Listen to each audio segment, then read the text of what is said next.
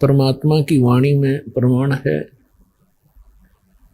कि लखबर सूरा जूझ ही लखबर सावत दे लखबर यति जहान में तब सतगुरु शरणा ले।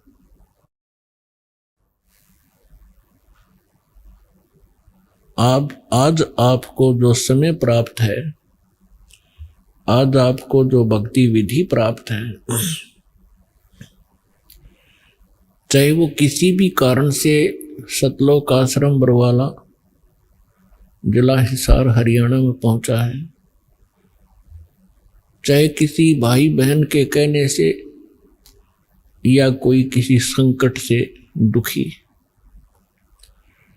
या कोई ज्ञान से प्रेरित होकर यहाँ पहुंचे हैं, तो सभी पुण्य आत्माएं हैं। यहाँ आना आम आत्मा के बस की बात नहीं है। जब तक प्राणी के पूर्व जन्मों के शुभ संस्कार अत्यधिक नहीं होते, तब तक वो सतगुरु प्राप्त नहीं कर सकता। और सतगुरु और परमात्मा में अंतर नहीं होता।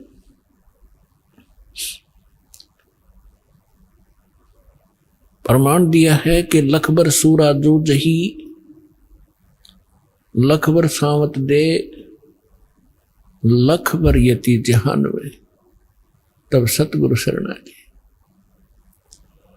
आप सभी पुण्यात्माएं युगों युगों से परमात्मा पाने का भरसक प्रयत्न कर रहे हैं।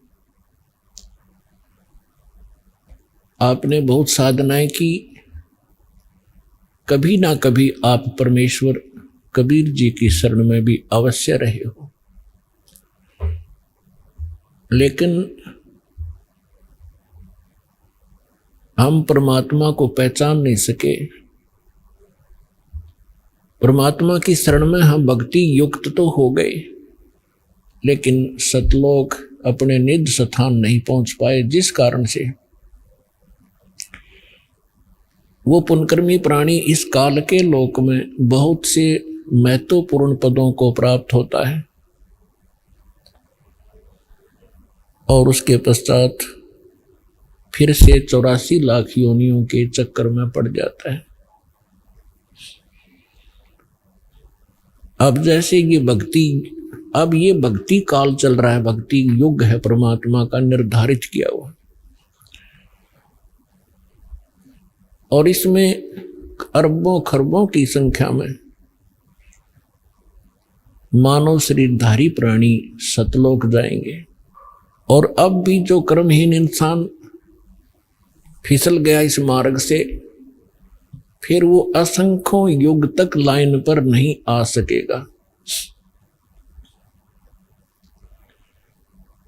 तो क्या बताते हैं, लखबर सूरा जूझ ही। अब जैसे ये भक्ति काल चल रहा है, हजारों युग तक ये सत साधना चलेगी, और फिर इस भक्ति को करते हुए प्राणी बीच में कोई फिसल गए, भक्ति नहीं करी, बीच में छोड़ दिया, तो फिर वो आत्माएं इस काल के जाल में फंसी रह जाएंगी। और इसने यहाँ अपना एक धंधा चला रखा है, रेस्टोरेंट बना रखे हैं ऊपर के लोकों में। विष्णु जी ने अपने लोक में, ब्रह्मा जी ने अपने लोक में, शिव जी ने अपने लोक में, गणेश और दुर्गा जी ने अपने लोकों में, और इस काल ने ब्रह्म लोक बना रखा है अपना रेस्टोरेंट। और ये भक्ति युक्त प्राणी वहां जाते हैं, अपनी ही पुण्य कमाई से वहां सर्व सुविधाएं प्राप्त करते हैं इस काल के लोग की। और जब इनके पुण्य समाप्त हो जाते हैं, ये पुण्य पटक दिए जाते हैं, कोई गधे की योनि में, कोई कुत्ते की योनि में। और उसके बाद फिर भी मनुष्य शरीर जब कभी प्राप्त होता है, तो उस पुण्यात्मा के अंदर फिर से तड़प भगवान की बनी ही रहती है। वो फिर से शुरू करता है, परमात्मा दयालु है, फिर उनका नियम है, विधान है, प्रत्येक युग में आते हैं, उनको नए सिरे से फिर चार्ज करते हैं। तो परमात्मा की शरण में आप जी ने बहुत अच्छी अच्छी साधनाएं की हैं।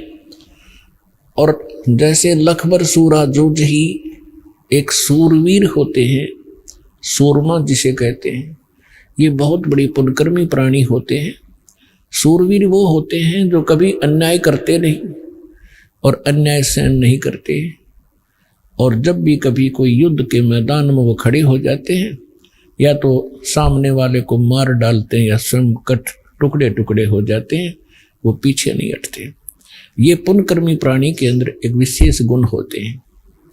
लखबर सावत दे, बहुत से पहले के प्रमाण मिलते हैं कि जिस व्यक्ति के हाथ घुटनों से नीचे तक जाते हो उनको सावत देह युक्त कहा जाता है।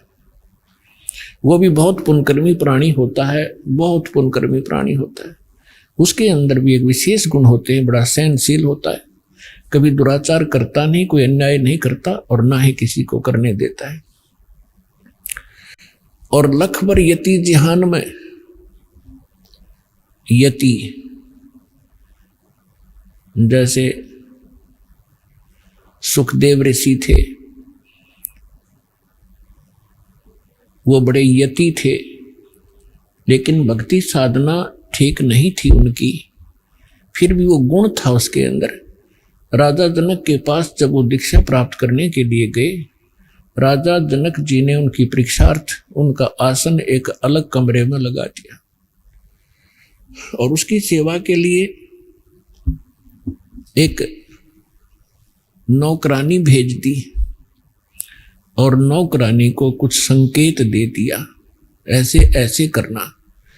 नौकरानी उनको खाना खिला करके उन्हीं के बेड पर बैठ गई। सुखदेव ऋषि उस बेड से के ऊपर आगे को सरक गया। लड़की और निकट जाने लगी तो बेड छोड़कर वो बाहर खड़ा हो गया और कहा, बहन ए बेटी, आप बाहर जाइए, आप यहां ना रहिए। जब उस लड़की ने जाके राजा जनक से बताया कि ये ऐसे ऐसे किया और ये महापुरुष बहुत ही सूचे हैं, तो वो यति कहलाता है। तो यहां परमात्मा कहते हैं लखबर सूरा जूझ ही, लखबर सावत दे और लखबर यति जहान में, तब सतगुरु शरणा।